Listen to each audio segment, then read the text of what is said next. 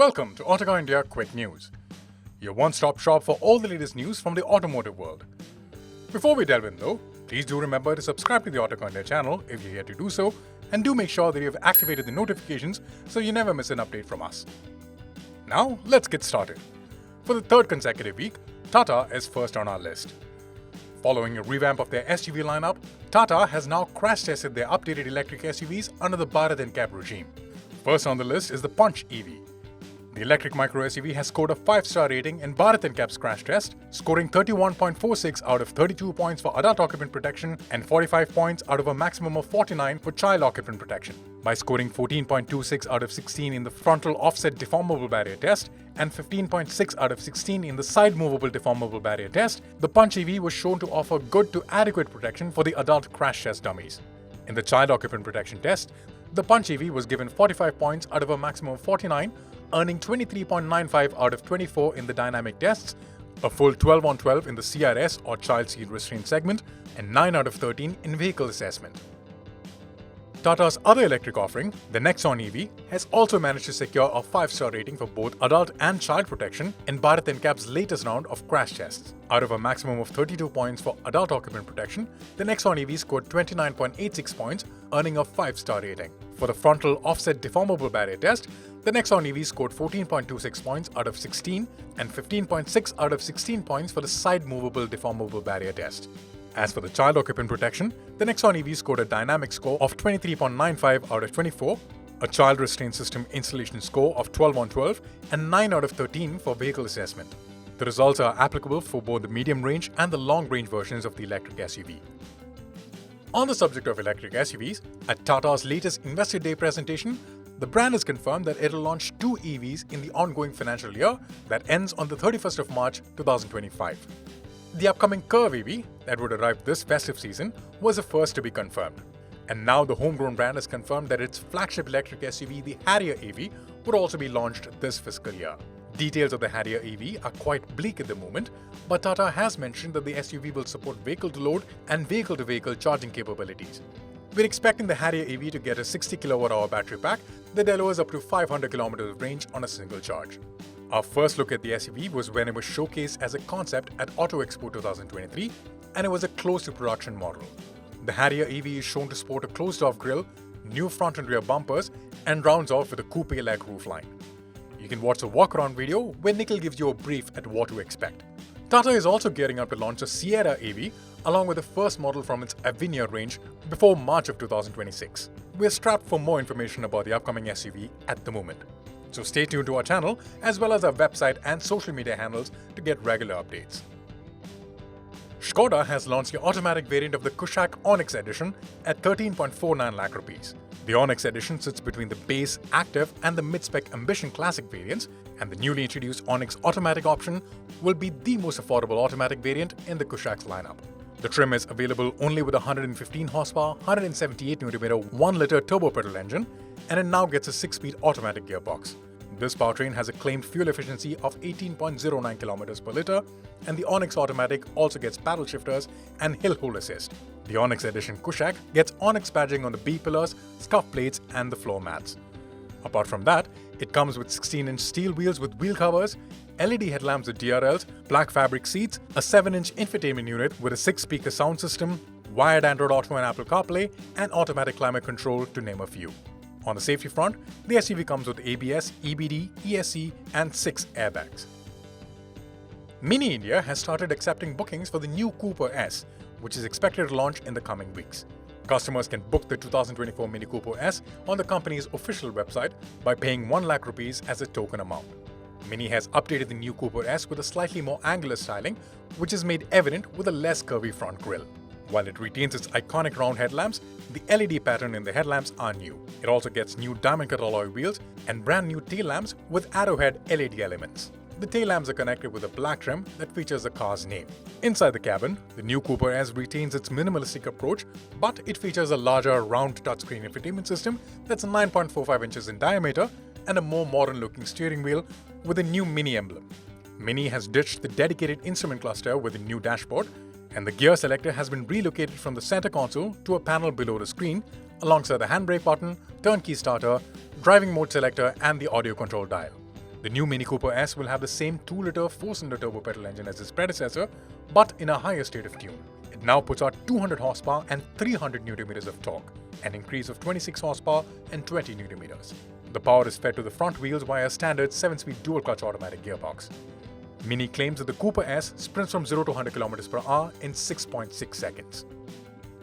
Mini India has also commenced bookings for the upcoming all-electric Countryman on its official website. The all-electric Countryman is expected to go on sale in India in the coming weeks. The new Mini Countryman has also been updated along the same lines as the Cooper S and features an octagonal front grille as well as revamped headlights and taillights. The interior features a minimalist look that's dominated by a round touchscreen, and the gear selector in the new Countryman has also been repositioned to the panel below the infotainment screen. The new electric Countryman will also offer ADAS features, in-car camera, electric seat adjustment with massage function for the driver, and more. Mini offers the all-electric Countryman with two powertrain options: a single-motor front-wheel drive version with 204 horsepower and 250 Nm, and a dual-motor all-wheel drive version with 313 horsepower and 494 Nm. It is yet to be seen which of these two models will be brought to India. Both feature a 66.45 kWh battery and offers an official range of 462 km and 433 km respectively. The electric Countryman shares its underpinnings with the BMW iX1, which incidentally will be one of its rivals when it arrives in India. BMW is slated to launch the new 5 Series in India on the 24th of July. The latest gen BMW 5 Series will be brought in as a long wheelbase version, which is 145mm longer than the regular 5 Series sedan. The long wheelbase 5 Series is currently sold only in China, but the India-specific models will come with a rear-wheel drive setup and will get slightly higher ground clearance. The new 5 Series LWB looks identical to the standard car, but the front and rear bumpers get some mild tweaks. The long wheelbase version also gets the illuminated 5 on the C-pillar, which is not available on the standard 5 Series. The new 5 Series will compete with the all-new E-Class long wheelbase version, which is also expected to go on sale later this year. Sticking with the German brand, BMW has launched the R1300 GS in India at 20.95 lakh rupees, making it 40,000 rupees more expensive than the outgoing R1250 GS. Unlike in the international markets, all the R1300 GS models that will be sold in India will have cross-spoked tubeless wheels as standard. Other standard features include the comfort and dynamic packages, which include an electronic windscreen, bi-directional quickshifter, center stand, pro riding modes, and a lot more. All variants except the base light white gets a touring package as standard. The package includes pannier mounts, chromed exhaust header pipes, adaptive headlights, knuckle guard extenders, and mounting for the GPS device. In India, the triple black variant is the only one that can be equipped with the optional adaptive ride height feature. The range-topping 719 Tramontana is the only one that gets radar-assisted safety features like active cruise control and front collision warning. It also gets an eye-catching green and yellow paint option, various milled metal components, as well as radar-assisted safety features. However, as of now, this top model can't be spec'd with the adaptive ride height feature. The R1300 GS is powered by a horizontally opposed 1300cc twin-cylinder engine with a 13.3:1 compression ratio. For reference, the outgoing model had a 1254cc middle. Peak power output figures have increased to 145 horsepower at 7,750 rpm and 149 Nm of torque at 6,500 rpm, as opposed to the 134 horsepower and 143 Nm produced by the previous model. With its 19-liter fuel tank fully brimmed, the R1300 GS, which is 12 kilos less than the previous 1250 GS, although it holds 1 liter less fuel. Deliveries for the R1300 GS are set to commence this month. Yamaha has launched a Fascino S scooter for 93,730 rupees. The new variant is offered in 3 matte paint schemes and introduces a new answer back feature to the scooter. This function is listed as Yamaha Scooter Answer Back and helps users locate the scooter. The feature works by activating both the left and right indicators along with a horn sound for 2 seconds. Apart from this, the Fascino remains unchanged. The world of two-wheelers in India is expecting the arrival of a new brand this year. The brand in question is the Austria-based Brixton Motorcycles. The brand has disclosed its plans to introduce the Crossfire 500X, Crossfire 500XC, Cromwell 1200 and the Cromwell 1200X bikes in India. The bikes are manufactured in China and will be sold in India under the partnership of KAW Veloz Motors, a subsidiary of the KAW Group. The Crossfire 500X and the Crossfire 500XC shares the same 486cc twin-cylinder engine generating 47.5 horsepower at 8,500 RPM and 43 Nm at 6,750 RPM. The 500X is classified as a retro roadster, while the 500XC adopts a scrambler style. The Cromwell 1200 is a retro roadster, and the Cromwell 1200X is its slightly more rugged version. These larger capacity bikes boast a 1222cc twin-cylinder engine that produces 83 horsepower at 6,650 RPM and 108 Nm at 3,100 RPM. KTM is gearing up to re-enter the big bikes game in India, but this time the company will be setting up a dedicated dealer network for its big bikes. KTM India seems to be making a concrete, long-term game plan for its big bikes in India, and the first step is setting up an exclusive premium dealership network in the country. These will only be in select metro cities and in limited numbers. At first, KTM's large capacity models will only be sold through select showrooms, but further down the line, select existing KTM dealers will also get an opportunity to sell these premium machines, subject to the location. It is still unclear which of KTM's big bikes will actually come to India.